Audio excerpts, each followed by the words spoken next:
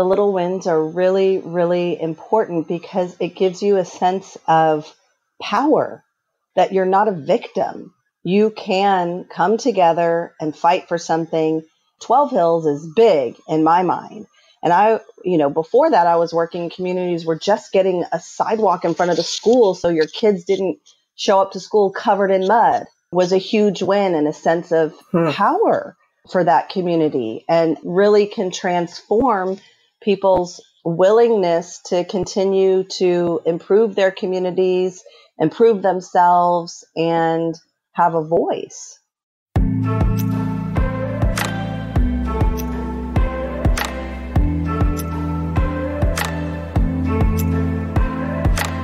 Welcome to Rise Leaders Radio. I'm your host, Leanne Mallory. As a leadership coach, I work inside organizations and I focus on helping leaders achieve their whole person potential and meaningfully contribute to their organization's mission. With this podcast, I share leadership best practices, developmental approaches, and stories of exemplary leaders. I began my podcasting journey a little over a year ago with the episode that you'll hear today, and it still brings a big smile to my face. My very first guest, Jennifer Touchet, is an amazing exemplar for taking a stand, and I invite you to listen from within that context. You may also want to listen to episode 21, which is a mini episode focused on owning your value. The very first requirement for being able to claim the value that you bring to the world is to know what you stand for. Jennifer clearly and authentically articulates the purpose, vision, and values of the effort she led in our community. Also note that she speaks of the value of staying both committed and flexible for the long term. I want to start by just giving a general overview, kind of a timeline of 12 Hills, and then I want you to correct anything I have to say and then give me some more details. So 12 Hills is on what was originally a 20-acre plot of land, and in the 1950s, a large apartment complex took over most of the 20 acres. It was a thriving and really nice set of apartments. There were several pools, and there was a nearby creek where kids played and learned to explore. But by the 1970s, the apartments fell into disrepair. There were fires, crime, drug dealing was common, and eventually the landowner defaulted on the loan, and the city of Dallas took possession of the land. In 1992, the apartments were completely torn down, and for several years, it was just sort of a wild place. But it was a place where kids, again, were out exploring. It was just a big open space. And in some of the flatter places or the flatter areas, you would find people throwing frisbees, playing soccer, maybe putting down a picnic blanket, catching butterflies, all the things that people do when there's a nice piece of land in the middle of kind of the urban area. Because it was so beautiful, it attracted a lot of attention from developers, and there was a lot of talk about actually putting a gated high-end community in that space. And many of the local residents, the neighbors, weren't happy about that. They thought it would be divisive and it would take away the area where their kids were playing. So in 1999, there was a community meeting that was held in the local elementary school cafeteria. You were there, and that's where your story begins. Did I get all of that right?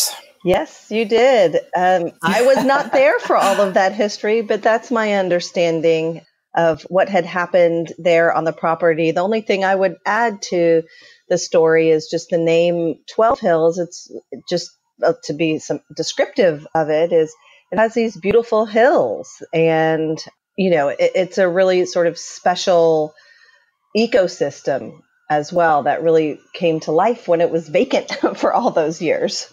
Yeah, thank you. This is a part of Dallas where it's maybe the only part of Dallas where we actually have a very interesting topography, lots of hills and cliffs and everything. That's the name Oak Cliff.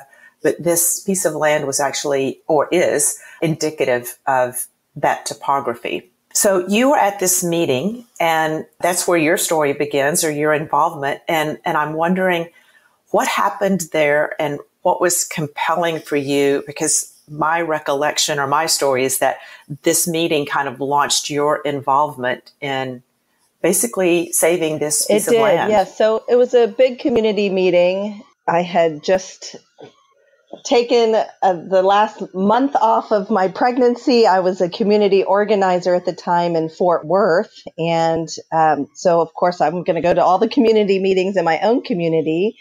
And our city council person had called a community meeting. My recollection is there were at least 100 or more people that showed up.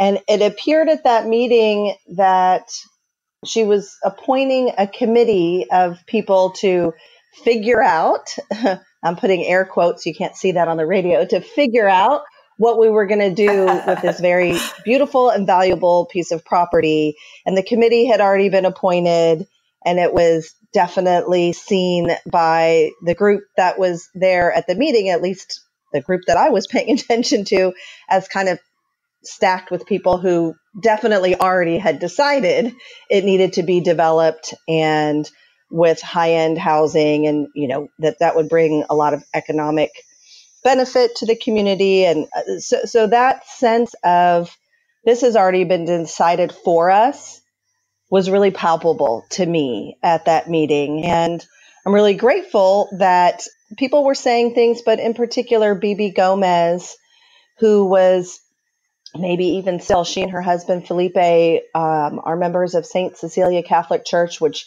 borders the property, and lead the Girl Scout troops and the Boy Scouts, and had actually been using the land for different things. She raised her hands and really said, what about our kids? If you wall this off and take all of this, and what about our kids? What about something for the community? Something that benefits all of us that are here. And at the time, there were even more apartments bordering 12 Hills. So, of course, everybody living in those apartments, they don't have yards. They don't have an easy place to go outside. And that's how that property was being used. And there were a couple of other sentiments like that were expressed during the meeting. But in particular, BeBe spoke so passionately, and it was clear that she had a bigger vision for who should benefit from really this jewel that was in our community. So afterwards, I connected with her and just related to what she had to say. And I had some experience as a community organizer personally, and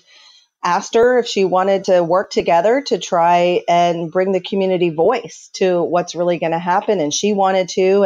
And then I was there with another friend of mine, Beth Loveridge, who also felt that way. And is really into the environment and knew all that was happening there ecologically and with the animals and the birds and the creek. So she had that interest in mind. And there were a number of other people who sort of gathered after that meeting to start talking about a broader vision that included our voices as members of the community. Yeah, so this is wonderful. I didn't have all of that detail before about how you all it sounds really organic that the conversations got started. And I'm wondering what, in those early days, what was the vision? What was the compelling vision that kind of held you all together, that inspired you to continue to take these steps and move forward with your own plan, with your own vision? Well, it's interesting because in the beginning, the vision was something for the community and truly nothing more than that. And that's what held us together. We wanted to bring the community together. And so we actually spent a lot of time, we meaning, I don't know, there were maybe 8 or 10 of us in the very beginning, spent a lot of time convening the community and listening to see what that vision would be. We knew that there was something there.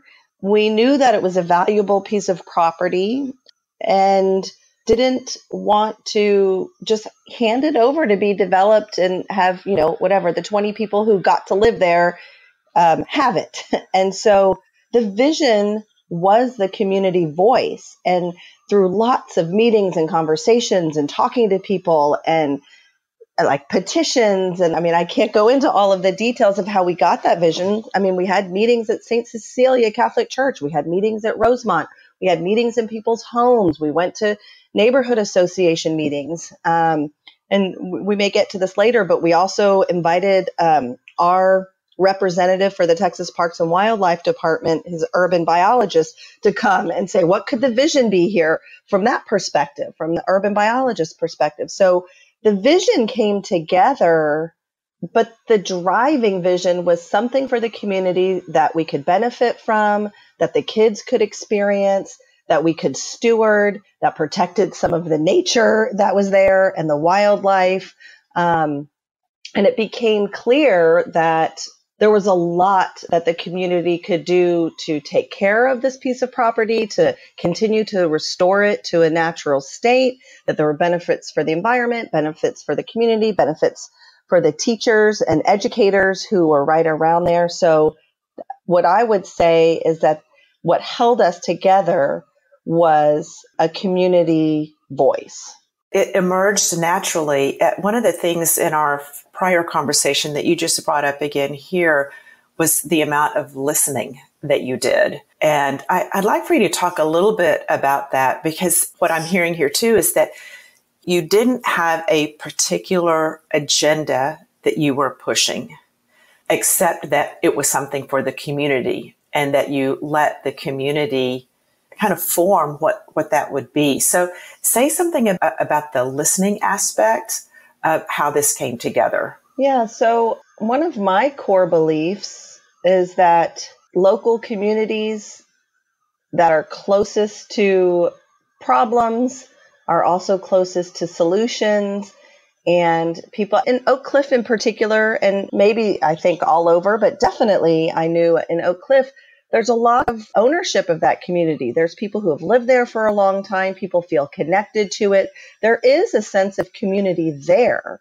And so I firmly believe that the community can come up with what's best for itself. I kind of believe that in general, that the communities that live and work and play where they are, that are closest to things, can know also how to make it better. And so that was my approach.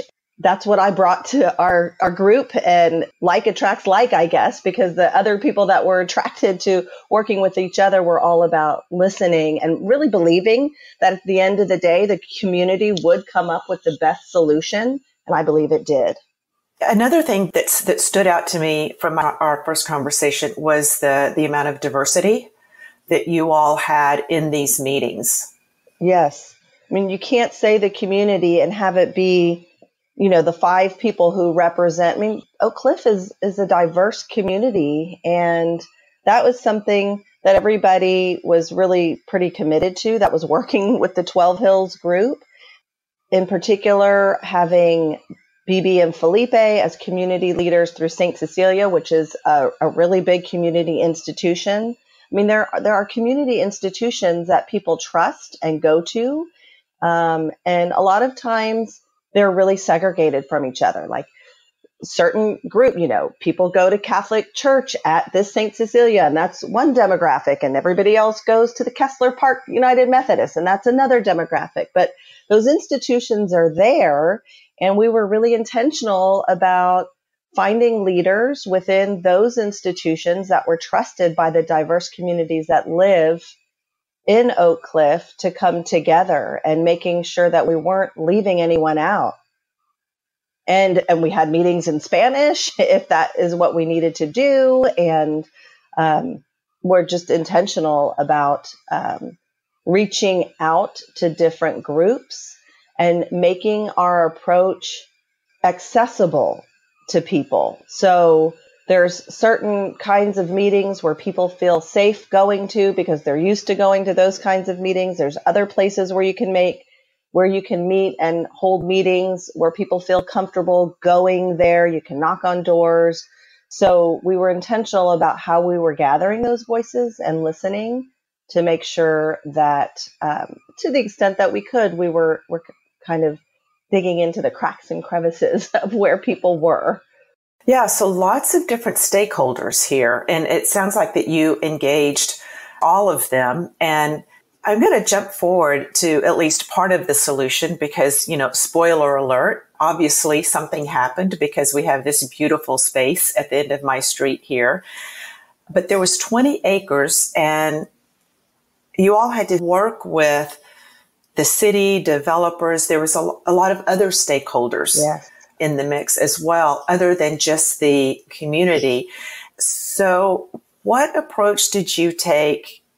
And I think it was about 5.5 years, Jennifer, that it took for this from the first community meeting to what we have here. I think so. I had it in my mind that it was 4, but maybe it was 5.5.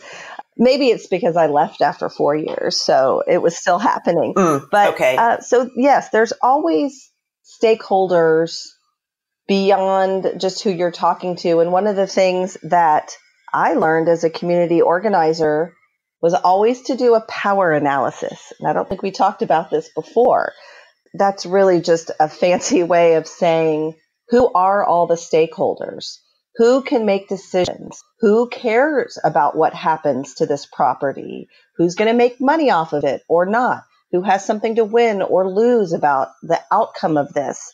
And take a step back to really figure out who are all the stakeholders, who has the power, who may lose power, and look at all of that. And so it was very clear that because this was a property that was on the tax rolls, actually county and city, because there were back taxes owed, that there was the county, there was the city. Of course, we had elections in the middle of this for city council people who, they're looking at their neighborhood and what they're going to do or not do for the neighborhood if they want to get elected to city council. We had, of course, developers, neighborhood developers, but still developers, potentially outside developers. You have the school district. And then, of course, you have all the neighbors that live around there. So that was a big part of how we figured out what we needed to do was not being myopic in what we wanted, but being really understanding the way things work.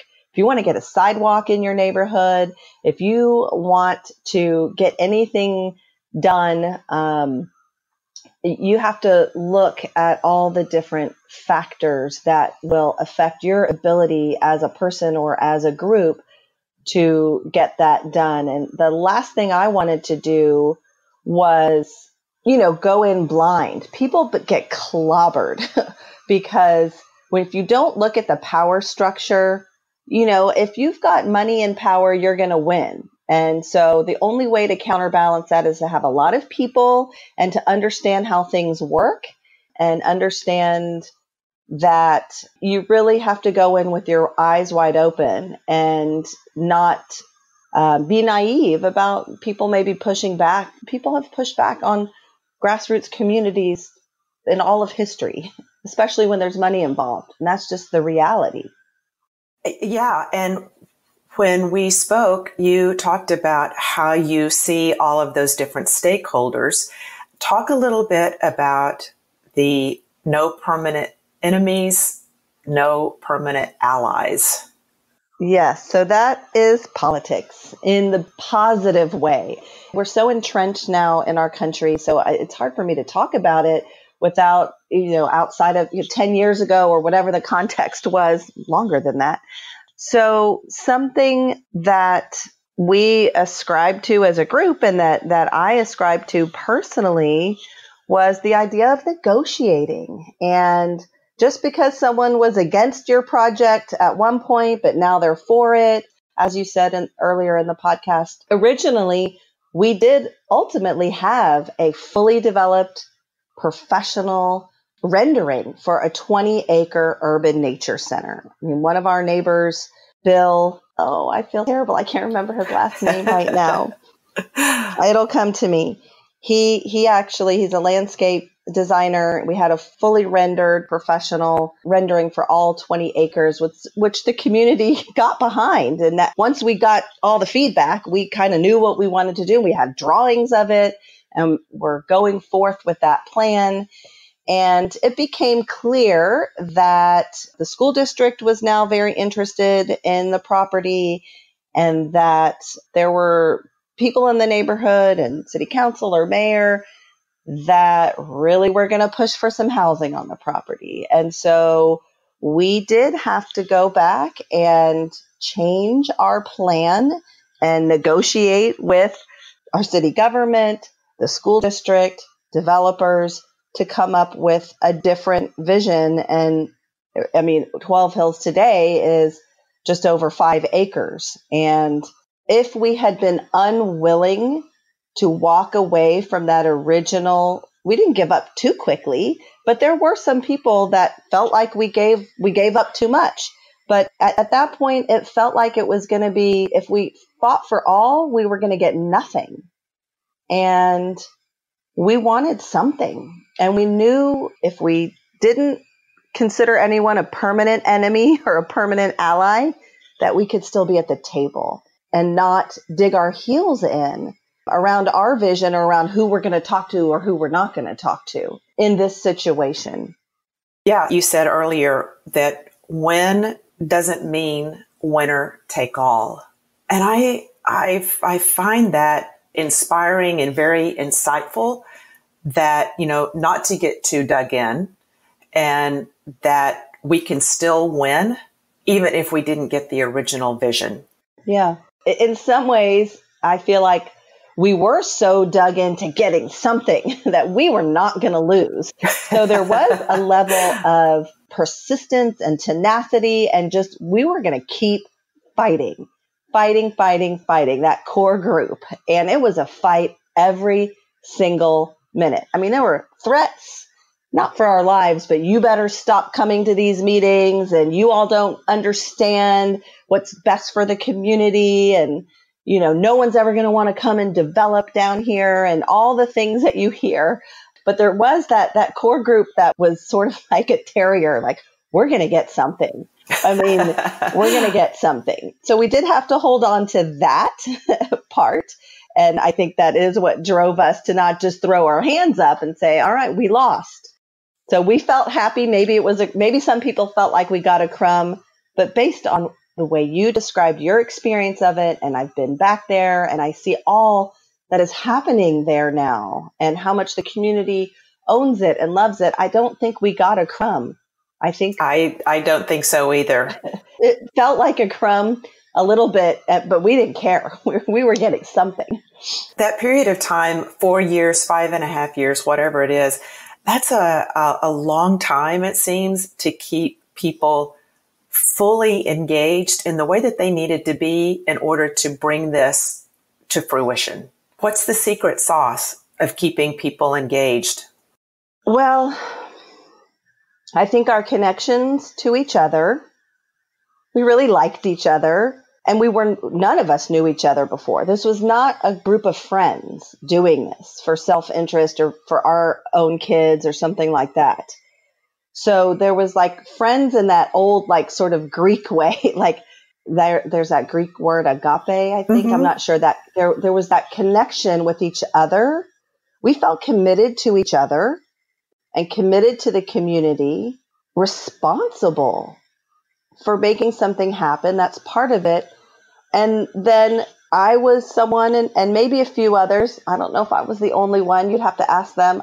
I just knew we could get something. I knew if we kept fighting, we could make something happen. I just believed in that. And so I think for a lot of people involved, it was their first time getting involved in a community initiative, in kind of a political initiative, and in this type of engagement with the city and the county and all that was involved. And so I think it was a little scary for a lot of people who definitely did not think we were going to win or get anything in the end. But there were a number of us that just knew if we kept, we could wear them down. Yeah, it takes a long time. And that voice of hope, yeah. just having hope all the time.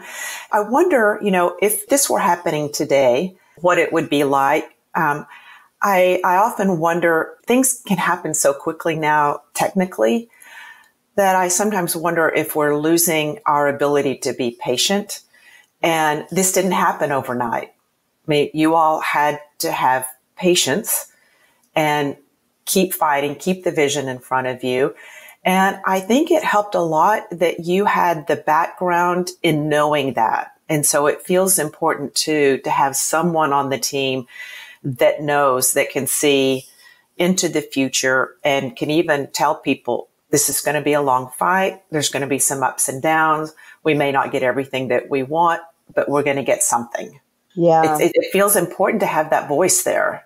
It is. It really is. And back when I had, this was pretty early on in my career personally, but I had been a community organizer for just over 5 years before I started 12 Hills. And one of the first fights I was in as a community organizer, I was not living in that community or a stakeholder. I was being paid to help develop the leadership in that community. We were fighting for funding from the city of Dallas for after school programs to extend the learning and, for all kinds of things. And it was really within the first 6 months. And I wasn't even a stakeholder. It was not my kids who were falling behind in school and had nowhere to go and no recreation center and no library and all of that. And we lost. And it was like a 5 or 6 hour school board meeting. And it was a swing vote. And the person we thought we had on our side voted against us really late at night. And everybody was there with their little kids and just went home devastated, everybody. And my boss, who was a Catholic nun, and I'm Jewish, but she had been around the block. She had been, she had been, organizing farm workers in the 60s and 70s. She told us organizers, she had been around the block, and she said, you think you're upset because you lost your first fight as a community organizer. It's not even your kids. Don't go home and cry. Come in earlier tomorrow and get your boxing gloves on. This is a long battle. And the people you're working with have been knocked down many, many times. But we can win fights. So come back. And then after 5 years of organizing, I saw the small wins, things like getting a sidewalk or finally getting the city to put a little library in the neighborhood, small wins. And I was able to experience those along with some really horrifying losses. Whether she was actually a mentor or not, she really stands out in your memory as someone who set a context for you and was inspiring and a dose of reality. Like, we don't give up after one try. If this is important, you'll come back. And there's also this sense of, for the sake of what? Am I fighting for this? And you don't want to lose sight of that either. As long as you don't lose sight of what the bigger picture is, the little wins count. They're huge. The little wins are really, really important because it gives you a sense of power that you're not a victim. You can come together and fight for something. 12 Hills is big in my mind. And before that, I was working in communities where just getting a sidewalk in front of the school so your kids didn't show up to school covered in mud was a huge win and a sense of power for that community, and really can transform people's willingness to continue to improve their communities, improve themselves, and have a voice. So let's jump forward in time now.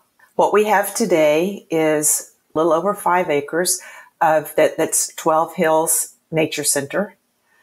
We also have a 5-acre gated community, beautiful homes with that very natural landscaping.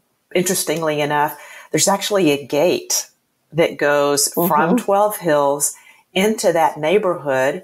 And I go through that gate regularly when I'm on my walks. I will go through 12 Hills, go through the gate, and then out into, the larger Oak Cliff neighborhoods through the golf course and everything like that on my walks. I want to interrupt you on that to tell you we fought for that gate. Okay. That gate was a big conversation.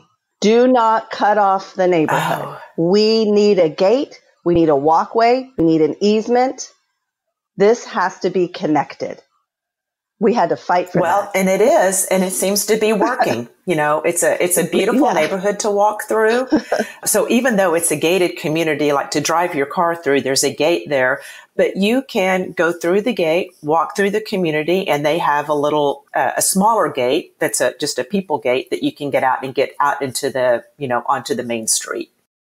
Yeah. Well, that just warms my heart because it seemed like such a small thing, but as you can hear, everything was so intentional. And so we gave up the 5 acres to a gated community. But how can we still connect it to the community? How can we send the message that this is still part of the community, that the people who live there are part of the community, that the community isn't going to get cut off? And I'm so glad to hear that that's working. Yeah, it's working.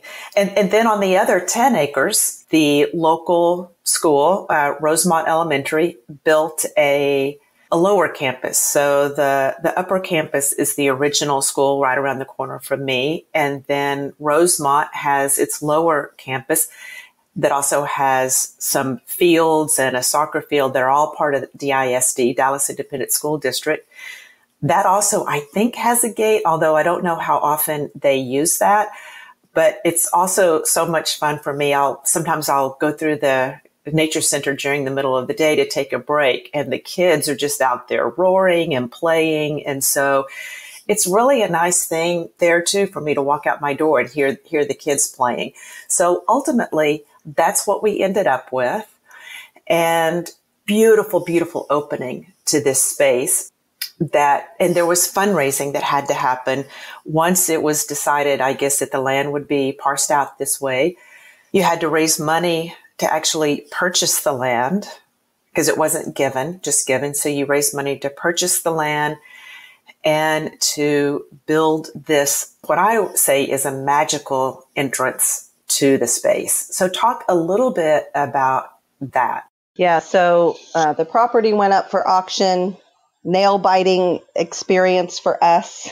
And the developer purchased all 10 acres. The school district had already sealed their deal for their 10 acres. And we had made a deal with the developer that we thought was going to win the auction. We did some work on the back end to get it zoned in our favor on the 5 acres. And so we had to purchase 5 acres from him at a lower than market rate value, but we did have to purchase that. And we had embarked on another community effort. We knew we weren't going to build any buildings on the property like a recreation center or anything like that, but we wanted an entrance and we wanted a space to tell the story, to welcome people, to make it feel permanent. And so we did invite people in the community to help design a front entrance, and another neighborhood leader and mom, Carolyn Perna, won that design. And we got a lot of input and feedback about what needed to be in the front entrance, and had beautiful renderings, and which we needed to go fundraise for it. So we got all of our ducks in a row and went out into the community to raise the dollars for that front entrance and also to purchase the property. And so that was a little bit of, I'll say I was trying to remember kind of how it all got started. But one thing that was really helpful is there was one of our neighbors who was involved with us. His family had a private family foundation and they made a lead gift. I don't even remember the amount. Someone else would, or I could pull up a spreadsheet, but they made a lead gift because, and we knew we were going to need outside funding beyond just the neighborhood. And we knew we could raise some money in the neighborhood, but not all of it. It was quite a bit. So in order for us to get outside funding, and we had already formed as a 501c3, we had actually Cindy Spence, who lives in the neighborhood, paid, I'll never forget that. She paid the $500 IRS fee for us to become a nonprofit. That was one of the ways that she contributed. But at this point, we were going to have to raise a lot more money. So we got a seed gift from that family foundation. And then some of our neighbors started an annual fundraiser, which I think is still going on. It is. To raise some community dollars. And then we just started knocking on doors, talking to local businesses, talking to people. We had, I don't know if you've ever seen the painting of our founders tree.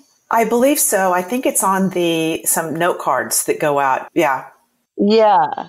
So we had a local artist, Millie Behar, who has since moved. She is a painter, and she made a beautiful painting of what we call our founders tree during sunset. And we had an auction and then also recreated that on these canvases and sold them. So we did a lot of sort of grassroots fundraising, and then also started writing for grants. We had a couple of people, myself and Karen Cameron and others, who had some experience with just basic grant writing and fundraising, which was fortunate.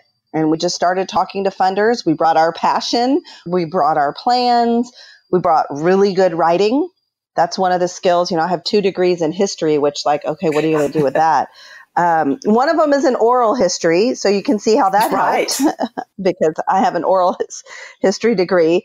And the other one is, you have to do a lot of writing. And so that good writing helps when you're applying for grants. So we just started knocking on doors, and we're fortunate that we got some lead gifts. And then, once people see other people are funding it, and it truly is a beautiful entrance and a beautiful community asset, and it was clear that this was a really great project to fund, so we just stayed with it to raise the money. We did not raise all the money we wanted to raise for some other projects, which have happened a little bit over the years.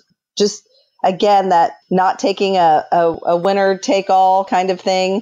We had to scale back some things. We had to prioritize what we wanted to raise money for. There were lots of conversations about, do we need a staff person or not? And what do we really need the money for? But we felt really committed to getting that front entrance funded. Yeah. So wrapping up here, part of that front entrance, which also just blew me away when I first walked in. So I encourage anyone who's listening here and who hasn't already been to 12 Hills to look online and just see some of the photos. But it's a really nice, like a hallway, like you walk through this entrance and it's almost like a hallway. And then right at the end of the entrance, there's a big stone with an inscription that you and another local resident wrote. And I wonder if in closing, you will read that to us. I think both of those words are probably how Miss Paula and I talked about it, is an invitation and an invocation. It's a poem that we wrote together, but we felt like we wanted to invite people to experience 12 Hills, if they sat for a minute to read this, the way that we did. Something we didn't talk about earlier, but you'll hear in what we wrote is, and this is kind of really getting out there, we felt like the land was talking to us, really. It wasn't just the community. It felt like a sacred space. It felt connected to the actual land as well, especially strongly for several people involved in the effort. It doesn't feel out there at all. I experienced that when I walk through. And again, the way that the entrance was created, you really feel like you're entering something special. So go ahead and, if you would, in closing, read the poem that you and Paula Craig wrote together. This piece of land called out to the neighbors, save me, restore me, and sit with me in wonder. And we did, together. These arms of rock will welcome you to come inside and conspire with nature to heal yourself and the world around you. Walk and learn, observe and feel, listen closely. This sacred place has a strong, clear voice. Nature speaks to each of us, nurtures us, and teaches. We are privileged to be the steward. If you like what you heard today, subscribe to Rise Leaders Radio on your preferred podcast platform. Your ratings, reviews, and shares are also really appreciated.